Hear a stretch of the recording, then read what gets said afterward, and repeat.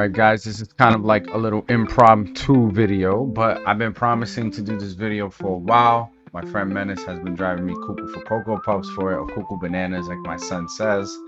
But I want to do my review on the Steam controller in of itself. Now I don't necessarily have a hand cam to show you guys like what it looks like as I'm holding it down or anything like that, but I can kind of show you guys the controller here and talk a little bit about it. The Steam controller feels nice. I mean, first let me start with the price of this thing. This thing is $100. So most controllers nowadays, including pro controllers, are very expensive, right? The out of the box PlayStation 5 controller and Xbox controller I think runs for about $79.99, $80, right? If you were just getting those out of the box controllers, and they don't have half the stuff that this controller has. But most pro controllers are going to run you close to $200. So considering it from that angle, if you're a gamer, this controller you're getting the bang for your buck, right? Now, I'm going to start off talking about I'm going to go from the top down, actually. On the face of it, you have your D-pad, you have your thumbsticks, and you have of course, your A, B, X, Y buttons is following the Xbox format, which is kind of considered the traditional PC format, right? If you notice though, the analogs, well, not analogs, I'll get into that, but the joysticks themselves are not at the normal Xbox. Instead, they take the PlayStation layout, and that's to fit these two big boxes here. These big boxes are trackpads. The trackpads kind of act like if you have a laptop, they kind of act like the trackpad on your laptop. You can use it to act as a mouse in some mouse and keyboard games, which I think was the focus of the trackpads in of itself. You can use it for it has haptic touch, so like when you feel it, you almost get like, do you know when your leg falls asleep or your foot falls asleep and you touch it again and you get like that tingly feeling that runs up your body or your hand? That's kind of like what it feels when these things are on and the haptic feedback is on. You get like this tingly feeling as you touch it. It's a little ticklish. That might sound weird. It feels like your fingers being tickled, right? A little bit. But it's pretty nice. Reason why I said I'll get to the joysticks is because they're not analog joysticks. They're TMR sticks, right? What do I mean by that? So usually when you get an out-of-the-box PlayStation controller, you have potentiometer sticks. So inside of the stick, like I said before in the previous video, I'm not a breakdown guy, but inside there's almost like a rubber band, right? That after a while, when you touch the area, that rubber band kind of like hits the side of it. It lets it know what side it's hitting, right?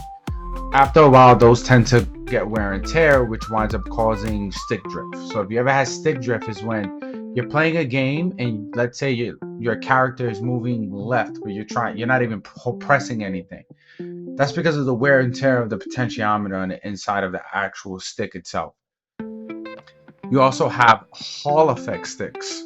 So Hall effect sticks they're not new tech. This was actually in the old Dreamcast controller. So if you ever had a Dreamcast controller, those use Hall effect sticks, and what it does is uses magnets essentially, and those magnets will, based on the side that you're going, they will let the controller know, and they're actually more accurate. They will let the controller know like, oh hey, you're just going to the left based on the magnet inside of this little square box that's on the inside of it. These are TMR sticks. Now they're tunnel magnetic resistant sticks. It's a little hard to explain how they work, but just know that they're very similar to Hall effect, but they are about a couple of milliseconds more accurate. Now, why are Hall effect sticks and TMR sticks important? They are less likely to cause stick drift because they don't have anything physical in there that's necessarily telling you the controller itself, the board on the controller, what direction you're pressing. So there's no real wear and tear. It's all through almost like for lack of a better way to explain it, like the magnetic spectrum, like how a magnet knows when it's close to a metal object and it just snaps, right? So all of it is this intangible thing. There's nothing physical really affecting where the joystick goes. Now there's only a few controllers I know that have TMRs. The GameSir, I believe G7 Pro has it. The Steam controller has it. And I could get my 8-bit Do, but you could probably see it back there. The purple one, the 8-bit Do Ultimate Pro 2, has TMR sticks. Now, the buttons themselves, unlike the 8-bit Do Pro 2 that I have back there, they are not. What do you call those buttons? They use you could tell they use a rubber membrane. They're not clicky like mouse clicks. Like if you click your mouse, I don't know if you guys can hear that, you get mouse clicks. These are not mouse clicks. I forgot the name of it. If it comes back to me during the video, I'll say it, but they use a cell membrane. You could tell by the touch of it. The same thing with the D-pad. One thing I could say about the D-pad is the D-pad is really good. It's actually really accurate. Outside of it being kind of small, and that's because there's not enough real estate on the front of the controller, or else they would have had to make it even more wider. I get why they did that, because they wanted to fit the trackpads. It's also using a rubber kind of membrane, but it's really accurate. What I mean is that if you press left, like, it knows that it's pressing left. Sometimes when you press left, depending on the size of your thumb or your hand, like me, I have like really long fingers, semi big hands. If my thumb touches the left side, sometimes it'll press a diagonal input also. This does not. Now, the negative to that, right, is that if you are trying to press a diagonal, sometimes it won't register appropriately. It'll register the down input or the left input. So you kind of like, sometimes that diagonal inputs get missed, right? It's almost like on a keyboard, WASD, how like if you're gonna hit a diagonal input, you kind of gotta hit W and D at the same time, or W and A at the same time. But it's like a weird feeling of doing it. I guess for the D-pad in of itself, they did the same thing. So it's a little, it doesn't always accurately hit those diagonal inputs, for lack of a better word. You have your, of course, what seems like the start button, a share button. Then you got the Steam button. This will bring up the big Steam menu. Now, you do have the same L2, L1, R2, R1 triggers right at the back, but you don't have trigger stops. So unlike the 8-bit Do Pro 2, this controller does not have trigger stops, which is a little weird, right? But I mean, for $100, you get what you get. But 8-bit Do Pro 2, for $80, you do get trigger stops, which is kind of nice. They are full in press. You can't have short presses, which I know some people prefer. But overall, from the front of it to the triggers to the everything on the faceplate, it feels nice. I haven't had too much trouble. I did have trouble though when I initially got the controller, because of the dongle that it comes with, the receiver, and then other Bluetooths that I have in my PC. So this is the receiver that your controller will come with, right? And the dongle is actually really cool.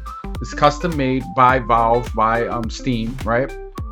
And it uses a 2.4 gigahertz connector, which is similar to the 8-bit Do Pro 2 Ultimate. Man, that controller has a mouthful of a name, but it's an amazing controller as well. The problem with this is that, like any other Bluetooth receiver, if it's close to metal, if it's close to any other receiver, sometimes the wires could basically get crossed, right? Because there are these wireless interfaces that are like sending out these messages, right, when you're using the controller wirelessly. You could always use the controller also wired. That is an option, but this is the receiver it comes with. The cool thing about this is that it makes it a lot easier if you have multiple Steam controllers to play PC games. Anybody who's played PC games, they probably who plays on the PC, they probably know when you're trying to play locally, it's very difficult to connect multiple controllers. Now, Steam and Valve have made great strides in building out these really cool Steam controller input interfaces built within Steam that allow you to map what controller is controller 1, what controller is controller 2, but there's still some levels of difficulty, right? Especially with the wide variety of controllers that you're able to use on the PC. And you can connect up to 4 controllers inside of the Steam controller in of itself. Now, the cool thing is that it also comes with 4 back buttons right here. Now, depending on how you hold the controller, those back buttons may sometimes get accidentally pressed. I know other people have spoken about that. I have not accidentally pressed them at all, and these things are super easy to press. My ring finger and my pinky finger actually sit on them while I'm holding the controller. I guess because of how my hands are, I keep both my index finger and my middle finger on L1 R2 at all times. But yeah, so they sit on them back there. You can map these buttons using Steam input to anything you want. You can actually map the click inside of the trackpads on the front of the controller as well to anything that you want using Steam input. You could do most of that with other controllers, but since this controller has been tailor-made for Steam, I feel like I haven't had much difficulty in terms of like buttons being accidentally set to one other button. But yeah, that my overall review on the controller is I think it's an excellent controller. If you have the money, if you're a big controller guy, or a Steam guy who plays majority of their PC games on Steam, definitely pick up the controller.